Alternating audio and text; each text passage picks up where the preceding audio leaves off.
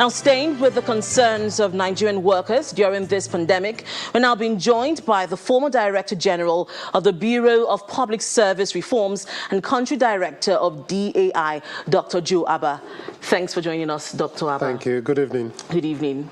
Now, with the dwindling resources and the global pandemic, what will be the situation with the new minimum wage? Do you think it can be implemented? Frankly, it's going to be very difficult because I think we set the oil benchmark price in the budget at about $57 or so.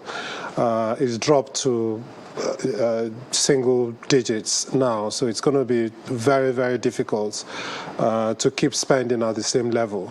But we need to make certain changes if we're going to be able to afford it. We need to cut waste. We need to streamline costs. We need to reduce the cost of governance.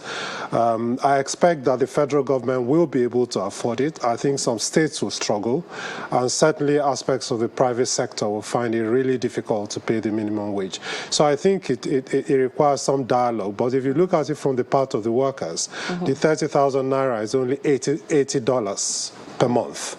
I think that's a reasonable amount to pay any worker. Now, linked to this, now that the Oronsaye report, which streamlines federal government's, parastatals, ministries and departments, is to be implemented. We heard this is going to be implemented by the finance minister. She made this disclosure recently. What will be the outcome of, what will become of the jobs of workers? Will their jobs be protected? Well, the president has recently announced, and I think you read it when you read the news, that he'll make every effort to make sure that there are no job losses without some sort of a social dialogue. So he didn't give a blanket reassurance. He said there must be some social dialogue if that's to happen. But the purpose of the Oronsaye report was not just about abolition of agencies or mergers. It was also that there are certain agencies and organizations that government is funding that it should no longer be funding. And we did that analysis just from 2013 to 2017. And there was a saving of 120 billion to have just for those years. And I haven't calculated it up to 2020. So, but when you merge agencies, you suddenly have 2 directors of finance, 2 directors of HR, 2 of everything.